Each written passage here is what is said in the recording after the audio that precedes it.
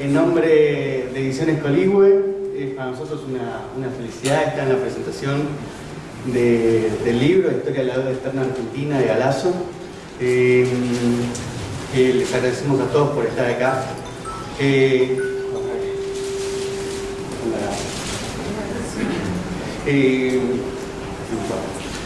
Bueno, para nosotros la verdad es este libro en particular, ¿no? Bueno, toda la obra de Norberto, que es uno de los autores más importantes de la editorial, por compromiso, por la cantidad de títulos, por los temas que ha abarcado.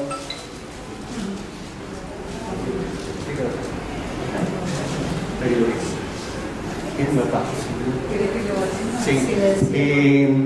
Nosotros en los últimos años hemos publicado algunos de los libros, algunas reediciones, lo que es el libro del Padre Benítez, lo que es el libro sobre Belgrano, pero realmente este es uno de los libros más importantes, lo que es la trayectoria de Norberto.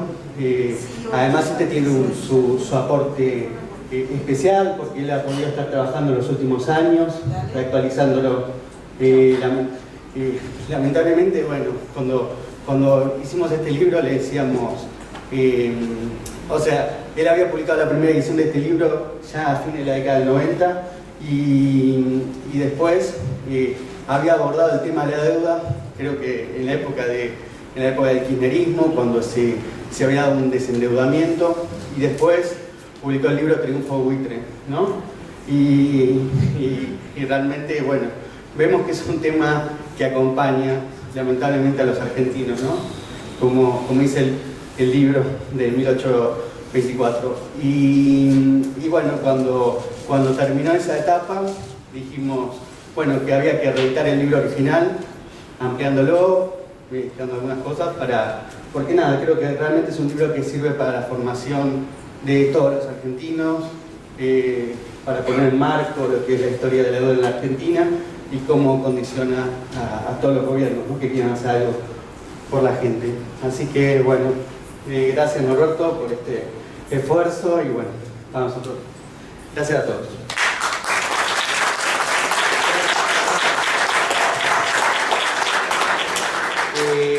Bueno, van a estar presentando Norberto, Horacio Chitarroni, ¿no?,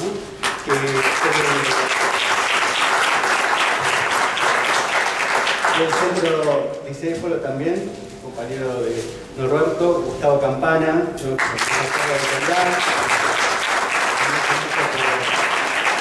la historia y este tipo de debates. Y bueno, está llegando Héctor Michetti, que la verdad, nada, aprovechamos porque los tiempos son cortos y entonces empezamos ya, pero se va a sumar, obviamente.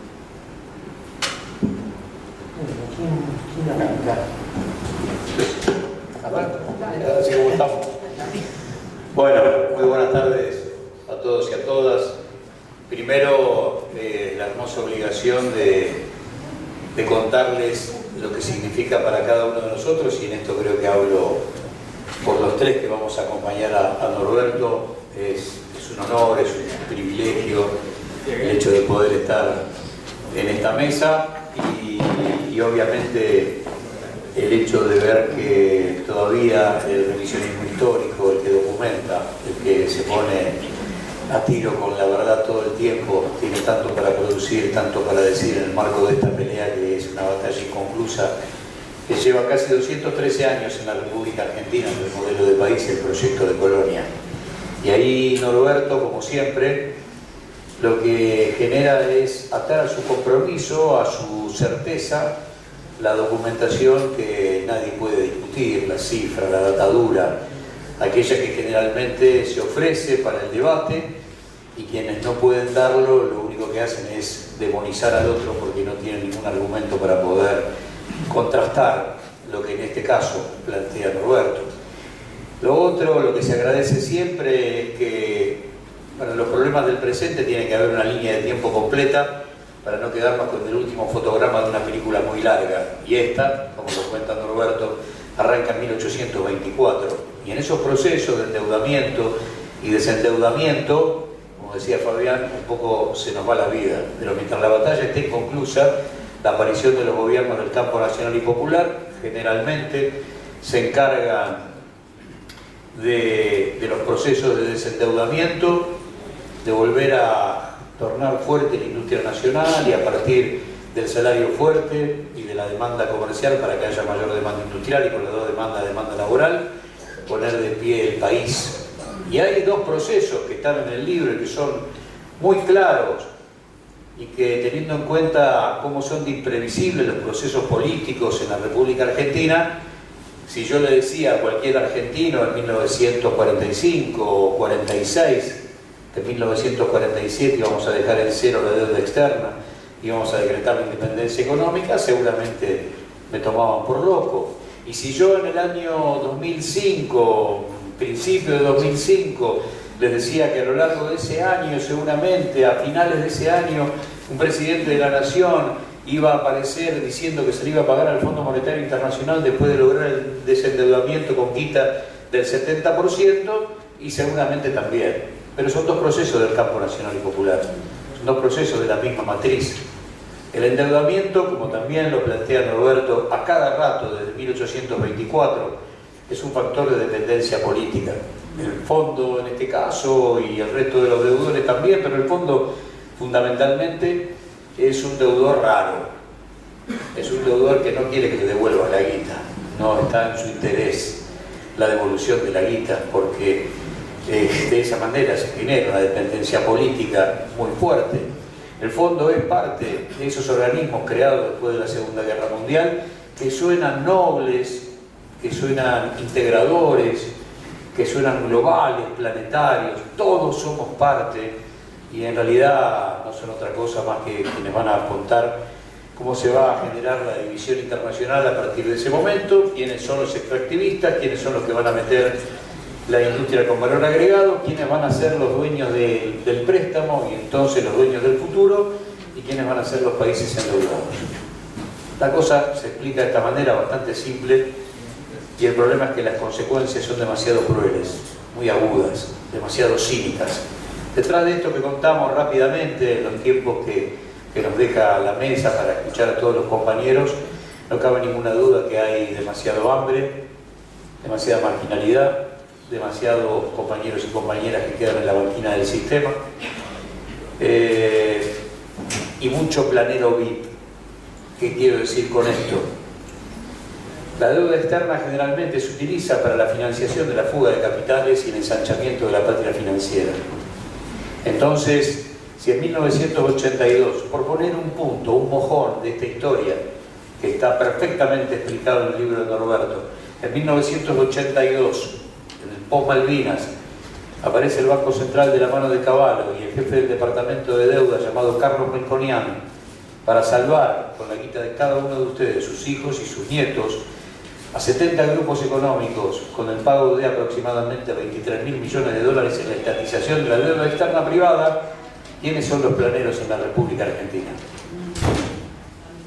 Los procesos de endeudamiento y sobre todo el último, loco, totalmente rápido y furioso, porque acuérdense que en abril de 2016, con un par de sanguchitos y un par de mates fríos, se terminaron comprando los votos necesarios para que en el Congreso se le paguen los buitres y a partir de ese momento se abre de par en par el proceso de endeudamiento más rápido y más costoso para el futuro a nivel económico y a nivel político, con casi 80.000 millones de dólares a la banca privada y cuando la banca privada no te prestó más, 54.000 millones de dólares que presta el Fondo Monetario Internacional. Es loco el asunto, ¿no? Ahora, en la lectura comparada, y eso también lo van a encontrar en las páginas de historia de la deuda externa argentina, hay un dato que a mí me sirve mucho en la discusión de la mesa familiar, en la discusión con los compañeros en el laburo, en la cola de la verdulería.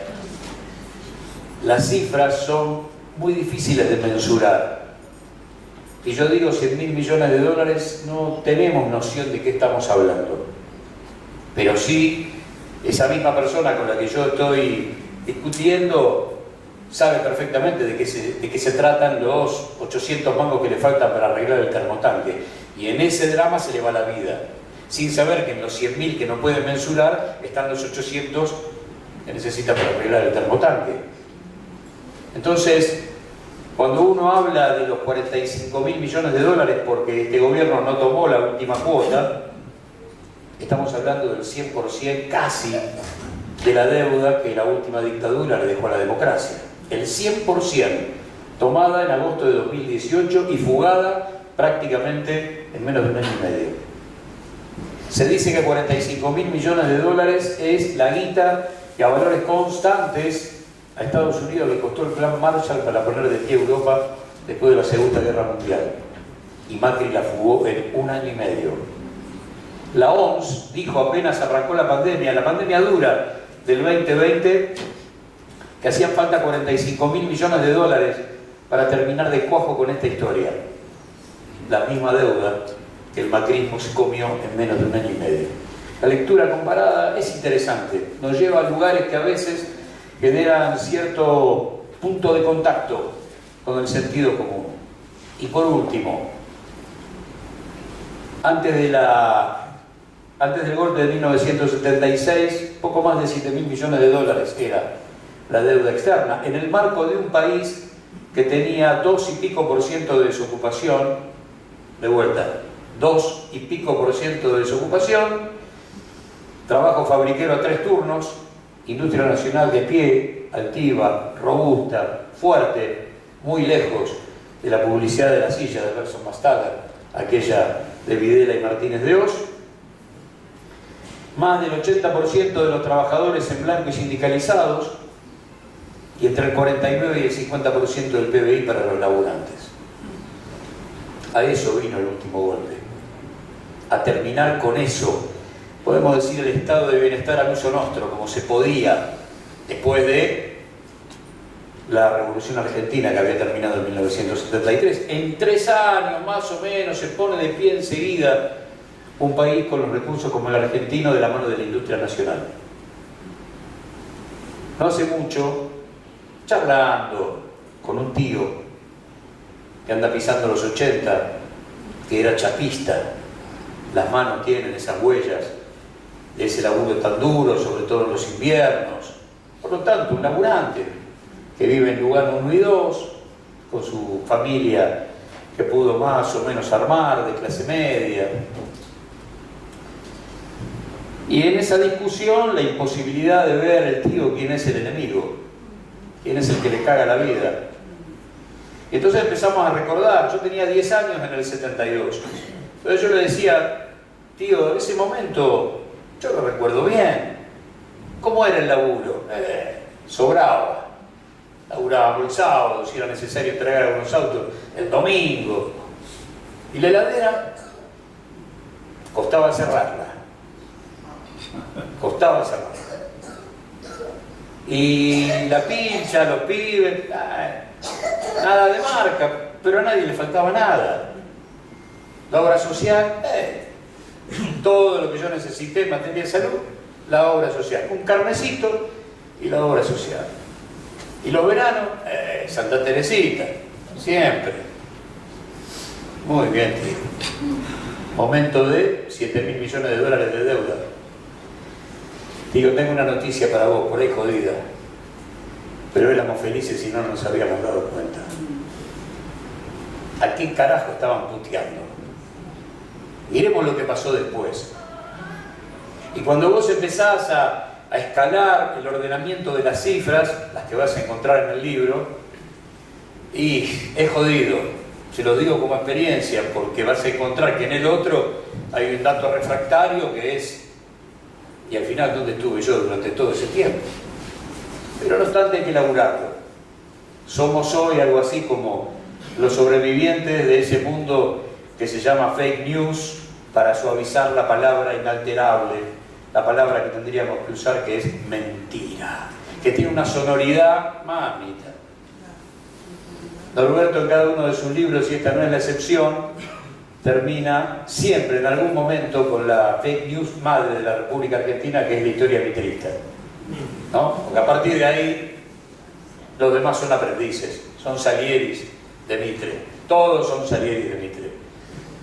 Por eso la bienvenida a la reedición del libro, agregándole mucho presente, porque a veces no tengamos dudas en el marco de una charla o de una discusión. Hay cosas que suenan medio, qué sé yo, prepotentes. Tomando a Scalabrini cuando decía aquello de todo lo que nos enseñaron era mentira, ¿no? Hay que armar la historia de nuevo. La verdad está, o gran parte de la verdad, si quieren, está en el revisionismo. Por lo tanto, si la verdad implica poner patas para arriba lo que era la historia oficial, institucional, la del pizarrón, la del aula, bueno, entiendan de qué estamos hechos. Estamos hechos de retazos de mentira. Y sobrevivimos parados encima de estos libros y de enormes autores. Para mí, de Scalabrini para acá, que es el creador del revisionismo en la República Argentina, que nos tiran como pequeñas tablas de salvación. La deuda es el eje nodal de nuestra historia, por lo menos de la contemporánea. Y en eso yo les dejo una certeza madre, que trabajamos mucho, que no es más que acomodar un poco algunas palabras. Vieron que se habla mucho de que hay dos modelos de país. Nunca hubo dos modelos de país en la Argentina. Jamás hubo dos modelos de país. No hay dos modelos de país. Posiblemente jamás haya dos modelos de país en la República Argentina. Hay un modelo de país hecho por el campo nacional y popular, que cree en la industria nacional, que cree en el desendeudamiento, que cree en el trabajo de su gente, que cree en la distribución de la riqueza. Pero enfrente no hay otro paradigma nacional. Enfrente hay un modelo de colonia. No hay otro modelo de país. Es achique, ajuste, deuda, fuga. Ahí hay un modelo de país. No lo hubo nunca. Y si quieren investigarlo, Historia de la deuda externa argentina de Norberto Galazo.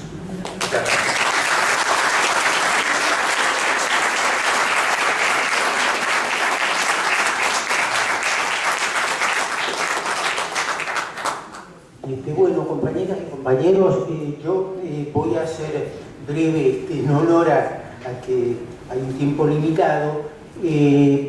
Yo me une, primero, para mí un privilegio y un enorme agrado de estar acá con los compañeros, compartir esta mesa con los compañeros, y además en la presentación de un libro de Norberto. A mí me une con Norberto una muy larga y estrecha amistad, de manera que alguien, si yo elogio el libro, alguien podría suponer con algún fundamento que no soy del todo objetivo.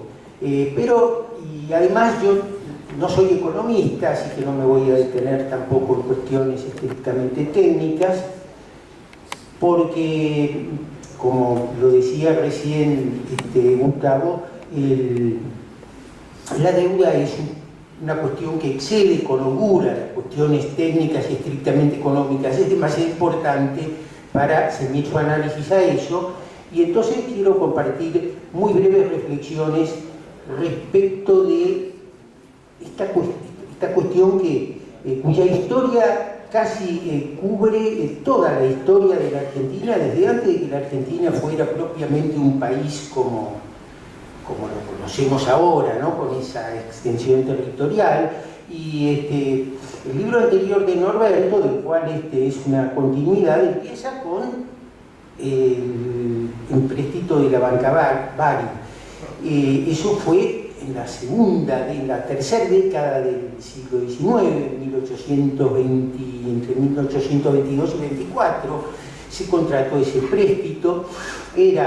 Cuenta el libro de Norberto, gobernador de Buenos Aires, don Martín Rodríguez, pero la negociación quedó a cargo de dos personajes que eran ministros de su gobierno, que eran Rivadavia y José Manuel García, tipos que jugaban en las grandes ligas, como se diría con el tiempo, que encomendó la negociación de la deuda a otros dos personajes. Uno era un comerciante vinculado a intereses británicos, Felix Robertson, y otro era directamente un comerciante británico afincado acá,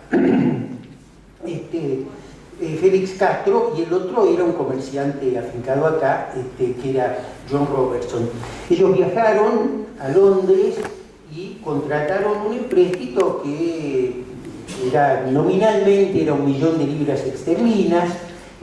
Como los bonos emitidos por la Argentina se tomaban bajo la par, eso quedaba en el 80%, y como además les correspondía a los negociadores una jugosa comisión, como pasaría en otras instancias muy posteriores, eso bajó al 75%, pero además había cancelaciones anticipadas de intereses y amortizaciones, y da la cosa que finalmente llegaron a la Argentina, no en libras esterlinas, sino en papeles negociables, poco más de la mitad, 520.000 libras, pero cuenta por ahí Norberto, tomándolo del libro de Scalabrini, que mencionaba recién Gustavo, Política Británica en el Río de la Plata, que si uno buscaba cuál había sido el destino de esa mitad que aparentemente sí había sido acreditada, algunos mangos por ahí se habían gastado en la guerra con el Brasil en 1825, pero el resto no aparecía por ningún lado, y la conclusión que se sacaba, y acá empiezan los vínculos con la continuidad de esa historia, era que en los años previos los comerciantes ingleses locales habían acumulado fuertes ganancias, pero así como ahora nos faltan los dólares, en esa época faltaban las divisas fuertes, que eran libras u oro, y entonces no habían podido remitir sus utilidades al exterior, y que en buena medida, como sucedería después con el préstamo de Macri, el destino de ese préstamo había sido esa remisión de utilidades. Era justo, ¿no? Los tipos habían ganado plata y no la podían enviar a las casas matrices. Así que, bueno, finalmente parecería que no quedó muy poco o nada de eso, y sin embargo el crédito, la Argentina terminó pagando 8 veces el monto inicial nominal, el millón, y eso concluyó hacia 1904.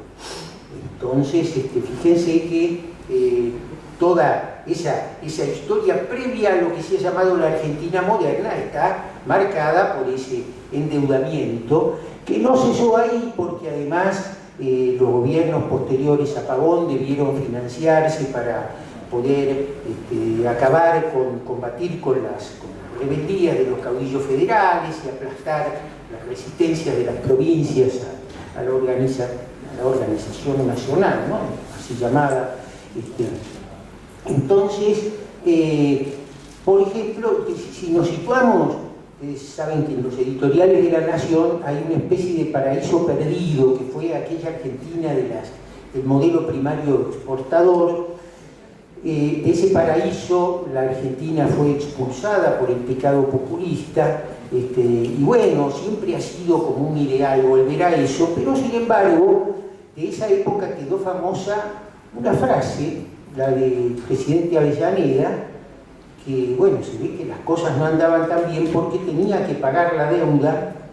La Argentina, ese modelo era de una gran exposición a los vaivenes de la economía externa, la economía mundial, ya en esa época, y la Argentina la pasaba mal, porque dependía para importar de sus exportaciones, cuando estas descendían por conflictos mundiales, guerras europeas, generalmente sus ingresos retrocedían mucho, y entonces el endeudamiento era, como ahora, el modo de superar esa restricción externa. Y entonces Avellaneda en una instancia pronuncia aquella frase que suena tenebrosa, ¿no?, de que la Argentina iba a honrar la deuda sobre el hambre y la sed de los argentinos, ¿no? Que si la pensamos hoy es como que el tiempo no ha pasado, ¿no?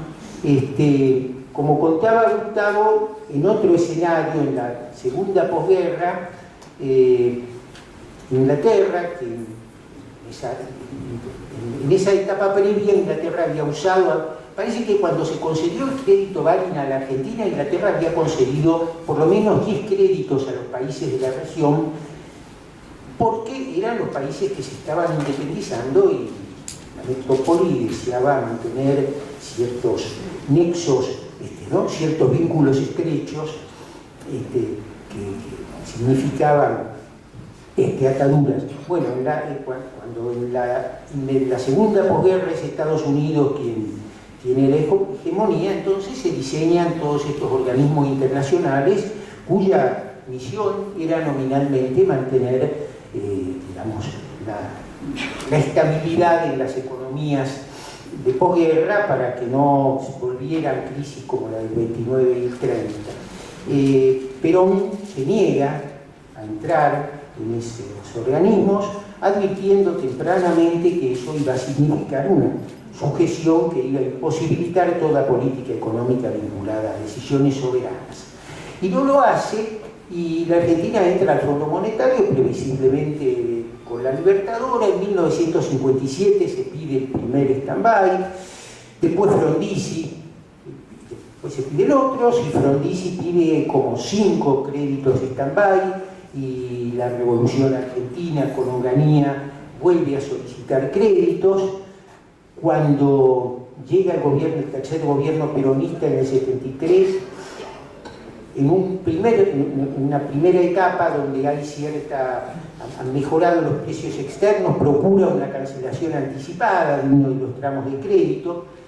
Después el panorama variará, reaparecen las restricciones externas, viene el Rodrigazo, y sobre el final el fondo le niega, una vez que ha sido expulsado el ministro Rodrigo, le niega a Cafiero, que había sido impuesto como ministro de Economía, un desembolso ya comprometido, cuando el golpe estaba en ciernes, cuando en realidad después habrá un paro patronal y eso se lleva puesto al gobierno.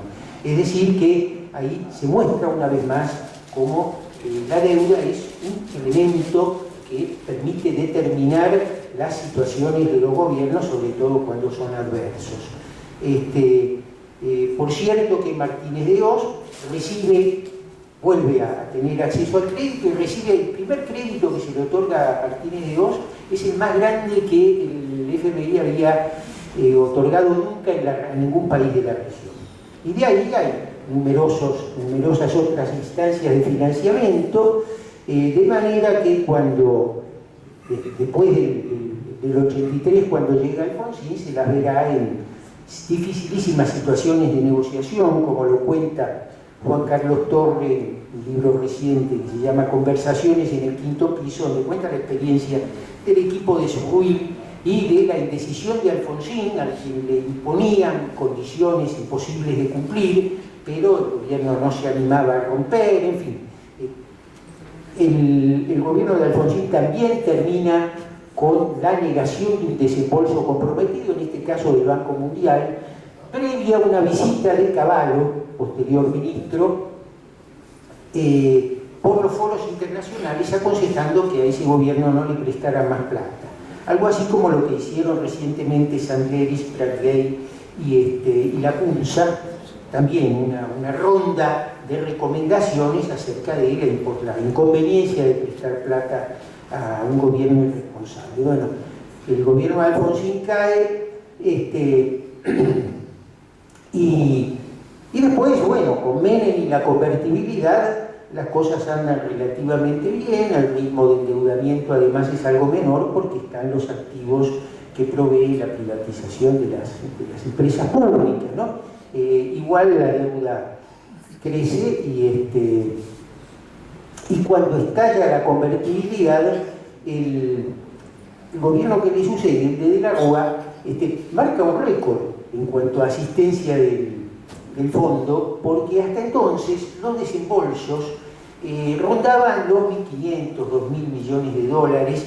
De la Rúa recibe inicialmente casi 8.000, después recibe en el blindaje primero unos 13.000 millones y después otros 6.000 más, y después accede al megacanje que estira los plazos de la deuda, pero aún aumenta en alrededor de 50.000 millones, 55.000 millones, de manera que la convertibilidad se sostiene hasta el final en base al endeudamiento, y cuando le cierran la canilla, nuevamente el gobierno colapsa.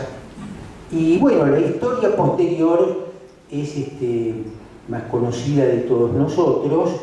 El kirchnerismo hace lo mismo en la comprensión de que el vínculo con el fondo impide toda política soberana, cancela la deuda, lo hace simultáneamente con el Brasil de Lula, y volvemos al fondo con Macri. Esa deuda, como decía Gustavo, incomprensible porque transige todas las normativas del fondo y hay una evidencia de que en los plazos convenidos es imposible de cancelar y además con la oposición de varios países miembros y con la imposición de Estados Unidos, que tiene ahí la acción de oro, ¿no?, en el fondo, y deuda que es la que debió negociar el gobierno de Alberto Fernández y Cristina Kirchner. Negociación imposible, ¿no? En esa negociación no hubo ni quita ni extensión de plazos. Lo que hubo es la concesión de un segundo crédito que a cada vencimiento del comprometido por Macri hace un desembolso, que es simplemente un asiento contable, no en dólares, sino en derechos especiales de giro, que es una cuasi moneda del Fondo Monetario, para cancelarlo, y eso bajo la condición de cumplimiento de condiciones muy estrictas, que es las que estamos padeciendo. Ese segundo crédito, que permite cancelar enteramente el primero, quedará en la historia que fue tomado no por Macri, sino por el gobierno de Alberto y Cristina, y desde 2026 y hasta 2034, ahí sí tendrá la Argentina que empezar a cancelar ese crédito, y eso obligará a los argentinos a padecimientos estrechos, porque habrá restricciones para importar, porque habrá, además, para comprar los dólares y cancelar, para cancelar los vencimientos, hay que usar pesos que se restarán a otros gastos que pesan en el presupuesto. Es decir, que la Argentina, a partir de esa fecha, tendrá que afrontar grandes padecimientos por una plata que, como la de Bari Prades, jamás recibió. No habrá quedado en el país por ese crédito que los argentinos otra vez deberán cancelar con un esfuerzo inútil y sobre su hambre y su sed, y no habrá significado ni gasoductos, ni puentes, ni hospitales, ni aumento de la capacidad productiva, ni nada. Esto permite vincular cosas que normalmente la gente no vincula, porque si a alguien le preguntan, como decía Gustavo, cuál es su preocupación actual, es lo que tiene que gastar en el supermercado y que no le alcanza. Y la deuda, cuando las encuestas preguntan por la deuda, a la gente eso le parece una cosa totalmente ajena. La deuda es del gobierno, no es mía ni tiene nada que ver conmigo.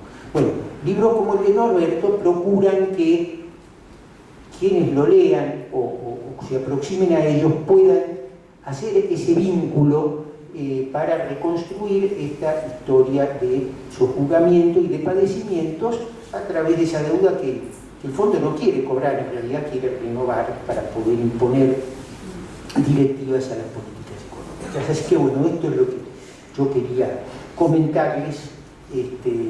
Muchas gracias por la paciencia.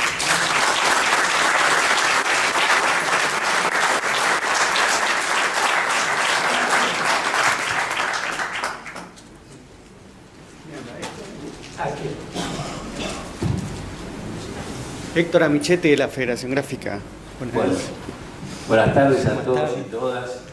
Es una satisfacción enorme, en principio, compartir este panel y decirles a ustedes que Norberto, para gran parte del movimiento sindical argentino, es una referencia extraordinaria, es la reafirmación del pensamiento nacional frente a algunos sectores que piensan que ya eso es antiguo, que hay que resignarse, una especie de neocolonialismo. Por lo tanto, este libro, enfocando particularmente uno de los temas centrales para nosotros en esta coyuntura, pero que si uno revisa o hace un repaso histórico de la deuda externa, también fue muy clave en todas las etapas de nuestra historia. Y a mí me resulta realmente interesante, porque lo que me permite insertar la realidad del movimiento sindical en el marco de ese proceso de deuda externa que recorre toda nuestra historia. Me parece una cuestión central. Fíjense que yo hoy soy referente de un gremio que creó la primera institución de trabajadores, que fue la Sociedad Tipográfica Bonaerense, pero también el primer sindicato, cuando esa mutual parecía que no podía dar respuesta a las demandas de los trabajadores, era más bien una acción social de ayuda mutua, surgió la Unión Tipográfica Bonaerense, que fue el primer sindicato en el país y fue el que hizo la primera huelga en Argentina. Bueno, si uno mira, en el año en que surge la Unión Tipográfica Bonaerense, nos vamos a encontrar con una situación de un fuerte endeudamiento externo, es decir, esa crisis mundial de 1873, Avellaneda, presidente de 1874, planteando lo que decía recién Horacio, la vamos a pagar sí o sí, con la sangre, el sudor y las lágrimas del pueblo argentino, pero debe pagarse esa deuda externa.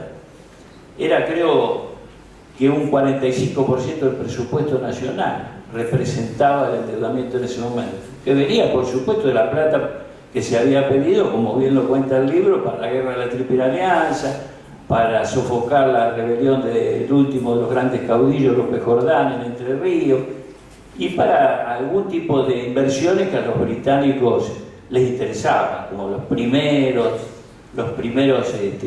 inversiones en ferrocarril y eso, ¿no? Bueno, ¿por qué nosotros vamos a esa primera huelga? Digo, relacionándolo con esa situación. Crisis mundial, deuda externa que hay que pagarla sí o sí. Una de las medidas de Avellaneda es reducir 15% los salarios de los trabajadores del Estado, reducir el gasto público, y la otra, que era algo llamativo porque iba en contra de lo que, por supuesto, la concepción liberal de uno de sus funcionarios, que también lo nombra el libro, Norberto de la Riestra, que planteaba bien la concepción liberal, que había que favorecer la importación, pero en ese momento de tanta presión se toman medidas y se aumentan los aranceles a la importación, entre el 30 y el 40%. Y bueno, y Alsina dice, eso no implica proteccionismo, sino que es plata para pagar la deuda externa, con lo cual el proyecto nacional, que bien decía Gustavo, sí estaba trabado por estas acciones económicas de intereses muy puntuales. Y en 1877 nosotros vamos a una huelga. ¿Por qué se va a una huelga? Si uno quiere encontrar la explicación a esa huelga, era que la situación del trabajador, en la medida que la prioridad de pagar la deuda externa y que ese modelo agroexportador era el que primaba, indudablemente era la explotación. Una huelga que se ganó. Se ganó porque se logró reducir la jornada de trabajo. Se pasó a trabajar 10 horas en verano y 10 horas en invierno y 12 horas en verano, ¿no? Y se logró una mejora salarial. Y después, si uno va a la segunda huelga grande, que era precisamente la huelga grande en Argentina, protagonizada ya con un puñado de sindicatos importantes que habían surgido, entre ellos el ferroviario, se produce en 1896. Fíjense ustedes, 1890, también crisis internacional, situación de endeudamiento muy fuerte de la Argentina, y ahí también la huelga grande, y los gráficos también protagonizan su segunda huelga importante. Por eso hay una relación que recorre toda la historia, en el sentido de que en los periodos donde se produce un desendeudamiento, o como en el más alto nivel de la justicia social, como fue en el periodo peronista, se planteó una posición muy clara de no incorporarse al Fondo Monetario Internacional y desendeudar al país. Y bueno, y allí fue el mayor punto de organización, desarrollo y beneficio y alcance de la justicia social en Argentina, que es todo lo contrario a lo que surge después a partir del golpe del 55 y la resistencia del movimiento obrero, donde sí se incorporan al Fondo Monetario, como bien se dijo acá, en el periodo de Frondizi no es casual que se toman varios empréstitos o créditos, como se le quiera llamar, y entre esos condicionamientos de endeudamiento estaban el tema, por ejemplo, los frigoríficos estatales, estaba el tema de los ferrocarriles, el plan Larky, estaba el tema de reducir el gasto público. Y eso es lo que genera las grandes luchas, como Sebastián Borro con el frigorífico Lisandro de la Torre, que era una lucha no laboral, era patriótica, era defensa de la soberanía, con algo que se querían quedar con todos los frigoríficos los ingleses. o el Plan Larqui, esas grandes luchas ferroviarias defendiendo precisamente el ferrocarril. Bueno, creo que eso es importante, porque si uno lo pone en el marco del movimiento sindical argentino, fíjense ustedes que en la resistencia después del derrocamiento de Perón es donde se incorpora con más fuerza la concepción de la lucha sindical ligada al proyecto de país. Es decir, que no hay posibilidad, si no logramos defender un proyecto de nación, que en este caso se había desarrollado del 45 al 55, era imposible responder a las reivindicaciones laborales. Y entonces los programas del movimiento obrero, como el de la falda en 1957, no ponen como punto número uno un aumento de salario o defender la obra social, pongámosle, o el convenio colectivo de trabajo. Ponen la defensa de los recursos naturales, dicen los recursos naturales pertenecen a la nación, los servicios públicos deben estar en manos del Estado. Sí, todo lo que habíamos consagrado, no solo en el proceso de transformación económica y avance de la justicia social, sino en la Constitución Nacional de 1949, donde pareciera que hasta el día de hoy hay prejuicio de volver a hablar de esos conceptos incorporados en esa Constitución, cómo tienen valor en el tiempo, porque son trascendentes, hacen el sentido de la propiedad, como dijo el Papa el año pasado, no es absoluta, la propiedad es relativa. Bueno, esa Constitución decía la función social de la propiedad, pero los programas del movimiento obrero era clave. Después se repiten en el 62 con Huerta Grande y se repiten en el 68 con la CGT de los argentinos, el programa del 1 de mayo. Y ya se empieza a incorporar, fíjense ustedes, después de un país en ese periodo de mayor avance del proyecto nacional, soberano, con redistribución de la riqueza, con justicia social e igualdad, se empieza a dar el fenómeno de incorporar en los programas del movimiento sindical la cuestión del endeudamiento, que hasta antes del golpe genocida era desconocer cualquier compromiso financiero que se haya celebrado a espaldas del pueblo. Eso ya lo empezaron a decir los programas del movimiento obrero antes de que la deuda externa pasara a ser, después de la dictadura genocida, el principal instrumento de dominación para cualquier tipo de gobierno. Porque eso está absolutamente claro. Cuando se va la dictadura y reconquistamos la democracia, ahora que estamos en este año con 40 años de democracia, y que es bueno hacer reflexiones objetivas de estos 40 años de democracia. Es decir, a mí me parece, en las reuniones que he estado en los últimos tiempos y me invitan al tema de los 40 años de democracia, yo pongo las comillas en la democracia, ¿no? Porque digo, recuperamos el derecho al voto, pero el endeudamiento externo estuvo presente y fue protagonista de golpes financieros, de estallidos, de presidentes que se fueron en helicóptero, o de sumisión total desde un movimiento como el peronista a los dictados de esa política que establece el endeudamiento. Bueno, yo quiero refrescar acá algo que a muchos también, como la historia pasa tan rápido, que no lo tienen en cuenta. Cuando se recupera la democracia con Alfonsín, ya esos programas del movimiento obrero incorporan como punto número uno el tema de la deuda externa. Los 26 puntos de la CGT 1985-86, el primer punto decía, para no cambiarme una letra, se los voy a leer. Punto 1. Establecer una moratoria para el pago de los servicios a la pretendida deuda externa en razón de la necesidad vital de aplicar los recursos nacionales a la inmediata reactivación de la economía nacional. 2. Someter al Congreso Nacional, como lo establece la Constitución, la decisión sobre la naturaleza y legitimidad de la pretendida deuda externa y sobre los compromisos y plazos a negociar una vez superada la actual emergencia nacional, excluyendo terminantemente toda fórmula que implique la renuncia a la inmunidad soberana, admita jurisdicción judicial extranjera y coloque al Estado como garante total y solidario por la devolución de créditos contraídos o en gestión. Y el punto número 3 decía no contraer nuevas obligaciones para pagar servicios ni admitir el crecimiento usurario de la pretendida deuda externa por recargo de intereses bancarios. Se lo recuerda al movimiento obrero con este programa por los 13 paros que le hizo a Raúl Alfonsín. Y algunos hasta llegan a decir que fue culpa de esos paros a Alfonsín le fue mal en su gestión.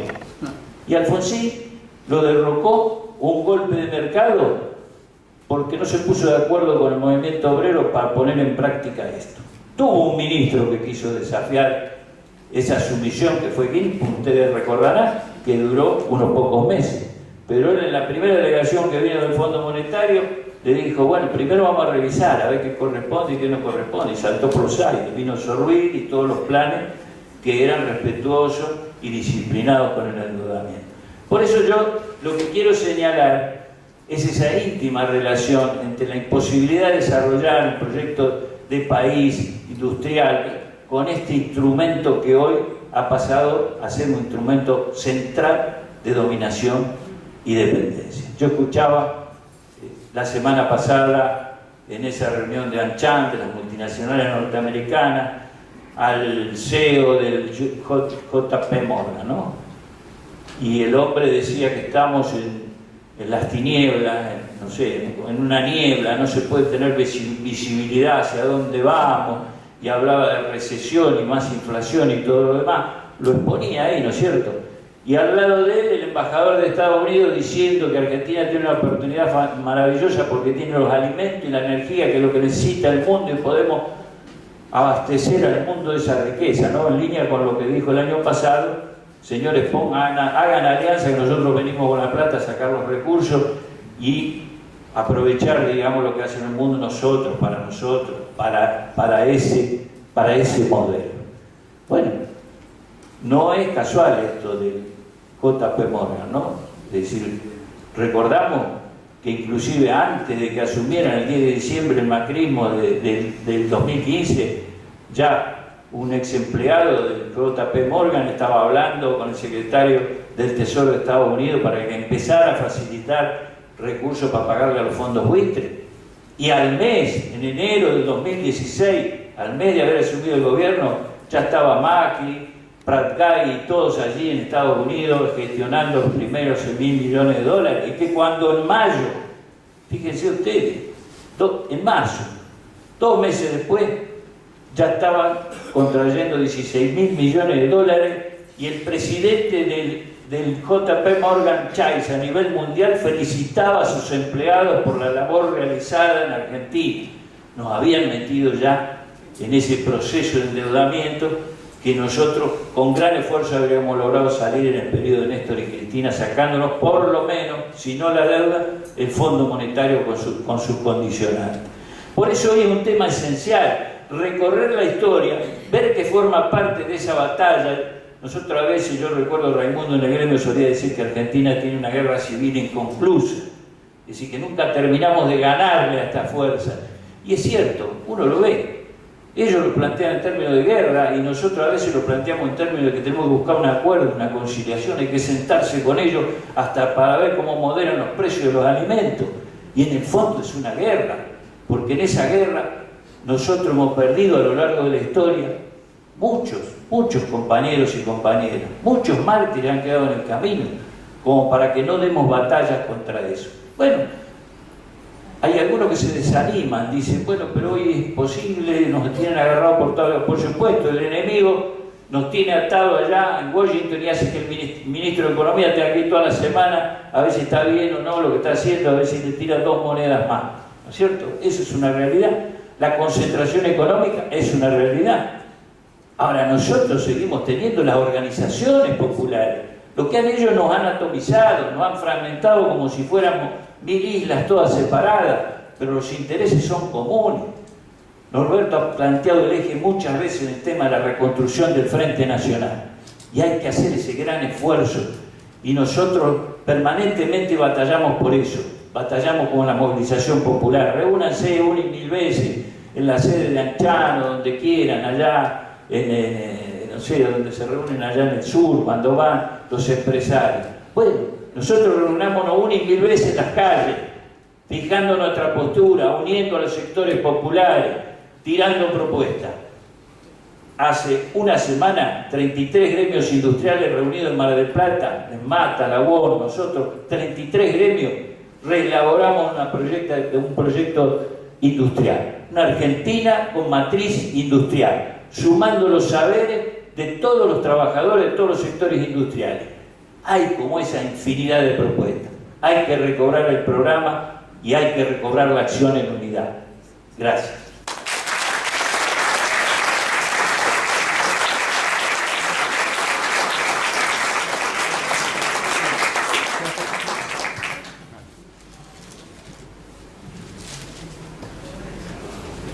Bueno, estamos apretados por el tiempo, pero quiero cerrar este acto, primero de todo agradeciendo la presencia de los compañeros disertantes y la lucidez con que enfocaron los problemas actuales y la presencia de ustedes, que es sumamente importante. En pocas palabras, yo les podría decir que lo que surge de la lectura del libro es que muchas veces hemos sido estafados, hemos sido saqueados, hemos sido llevados a una situación de miseria popular, de destrucción de la industria, de falta de soberanía. Y esto es cierto y es necesario saberlo, por eso lo recopilamos. Y estamos en una situación bastante difícil, complicada, ante unas elecciones donde la derecha se juega con un cinismo y una crueldad que no era tan común en otras épocas. Están dispuestos a terminar con el aguinaldo, están dispuestos a terminar con las vacaciones pagas, están dispuestos a hacer las mayores estafas con la crueldad característica de Patricia Bullrich y sus agentes ligados al capital extranjero. Pero creo que así como de otras oportunidades hemos salido y hemos llegado a la deuda externa cero con Perón, o hemos llegado a la liquidación de la deuda que teníamos con el Fondo Monetario en el 2006 con Néstor Kirchner, vamos a hacerlo nuevamente. Y tenemos que tener la certeza de que el pueblo siempre vuelve y que la esperanza debemos mantenerla en la certeza de que es posible remontar esta situación y encaminar a la Argentina hacia un país soberano, hacia un país igualitario, entroncado en una América Latina que está empezando a moverse nuevamente en busca de caminos de igualización y caminos de liberación realmente.